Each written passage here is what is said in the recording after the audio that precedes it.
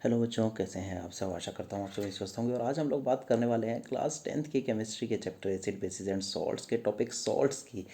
जी हाँ, सॉल्ट्स में एक टॉपिक है हमारे पास जिसका नाम है बेकिंग सोडा। जी हाँ, बेकिंग सोडा का केमिकल नेम जो है वो है सोडियम बाइकार्बोनेट, या फिर हम कह सकते हैं सोडियम हाइड्रोजन कार्बोनेट। इसका केमिकल फॉर्मूला है NaHCO3। जी हाँ, NaHCO3। अगर हम इसकी प्रिपरेशन रिएक्शन की बात करें तो sodium chloride plus water plus carbon dioxide और अमोनिया, यानी कि ये चारों चीज़ें जब रिएक्ट करती हैं तो हमें जो प्रोडक्ट मिलता है वो अमोनियम क्लोराइड और NaHCO3 मिलता है। जी हाँ, सोडियम हाइड्रोजन कार्बोनेट। फिर से एक बार बात करते हैं, सोडियम क्लोराइड, अमोनिया, वाटर और कार्बन डाइऑक्साइड जब भी रिएक्ट करेंगे हमें मिलेगा सोडियम हाइड्रोजन कार्बोनेट और अमोनियम क्लोराइड। दोस्तों, जब भी विनेगर और बेकिंग सोडा आपस में रिएक्ट करते हैं, यानी कि कोई एसिड और बेकिंग सोडा आपस में रिएक्ट करते हैं, तो कार्बन डाइऑक्साइड गैस रिलीज़ होती है। इससे बहुत सारे यूजेस हमारे सामने इसके निकल कर आते हैं। जैसे एंटासिड में यूज़ होता है, टूथपेस्ट में ये यूज़ हो जाता है, ड्रेन क्लीनर में ये यूज़ होता है, सिल्वर पॉलिश इसकी बनती है। तो कुछ जो इम्पोर्टेंट इसके यूज़ हैं, आइए उनके बारे में बात करते हैं।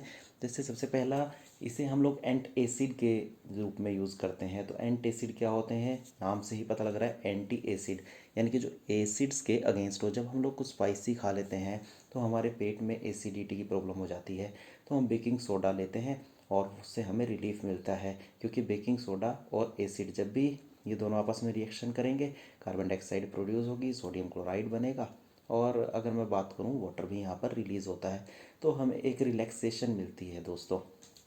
तो एंट एसिड का काम करता है यहाँ पर बेकिंग सोडा जो है। तो जब भी स्टमक में ज़्यादा एसिड रिलीज़ हो तो हम क्या कर सकते हैं, हम एक बेसिक सब्सटेंस का यूज़ करते हैं, मिल्क ऑफ मैग्नीशिया यूज़ कर सकते हैं। अगर वो अवेलेबल नहीं है तो हम इसका भी यूज़ कर सकते हैं। फायर एक्सटिंग्विशर में दोस्तों इसका यूज़ होता है। हमने अक्सर देखा है कि फायर एक्सटिंग्विशर में से जो गैस रिलीज़ होती है वो कार्बन डाइऑक्साइड होती है। लेकिन ये कैसे प्रोड्यूस होती है, इसकी हम एक सिंपल मैन्युफैक्चरेशन को समझते हैं। इसके अंदर देखिए, यहाँ पर क्या होता है, फायर एक्सटिंग्विशर में कोई एसिड होता है। जैसे हमने यहाँ पर एक एसिटिक एसिड का यूज़ किया और उसमें हमने बेकिंग सोडा डाला। तो जैसे ही हमने यहाँ पर एसिटिक एसिड में बेकिंग सोडा डाला, यहाँ से गैस रिलीज़ हुई जिसने इस बर्निंग कैंडल को एक्सटिंग्विश कर दिया। तो बर्निंग कैंडल को एक्सटिंग्विश करने वाली यहाँ पर एक ही गैस थी जिसका नाम था कार्बन डाइऑक्साइड। तो दोस्तों, कार्बन डाइऑक्साइड क्या करती है, किसी भी जलती चीज़ को, यानी कि अगर कोई भी सब कैंडल बर्न हो रही है या कोई कहीं भी आग लगी है तो उसको एक्सटिंग्विश कर जाती है। जी हाँ, फायर एक्सटिंग्विशर का यही काम होता है। बचपन में हमने वोल्केनो भी बनाए हैं। और दोस्तों, ये एक सामने स्क्रीन पर जो आप एक्सपेरिमेंट देख रहे हैं, कि अगर हम एक बैलून में को फुलाना चाहें, और हम क्या कर सकते हैं, एक बोतल के अंदर एसिटिक एसिड ले लें, उसमें थोड़ा सा हम लोग NaHCO3 यानी कि बेकिंग सोडा डाल दें, तो दोनों की रिएक्शन से जो गैस रिलीज़ होगी उसके कारण बैलून जो है वो फ्लफ़ी हो जाएगा, फूल जाएगा। दोस्तों, इसका यूज़ जो है वो फूड में भी किया जाता है। जैसे केक जब फ्लफ़ी और स्पंजी जो बनता है वो भी इसी की हेल्प से बनता है।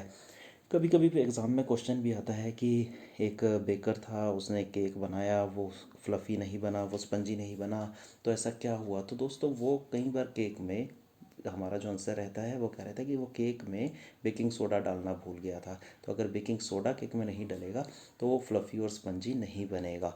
तो पकोड़ा वगैरह को भी घर में जितने हम लोग बनाते हैं कई बार, तो उनको क्रिस्पी बनाने के लिए भी हम लोग बेकिंग सोडा का यूज़ करते हैं, और किचन का तो मेन इंग्रेडिएंट है। दोस्तों, बेकिंग सोडा और बेकिंग पाउडर में थोड़ा सा फ़र्क होता है। सोडियम बाइकार्बोनेट या सोडियम हाइड्रोजन कार्बोनेट को हम लोग बोलते हैं बेकिंग सोडा, लेकिन जब उसमें डाल देते हैं टार्ट्रिक एसिड तो वो बन जाता है बेकिंग पाउडर।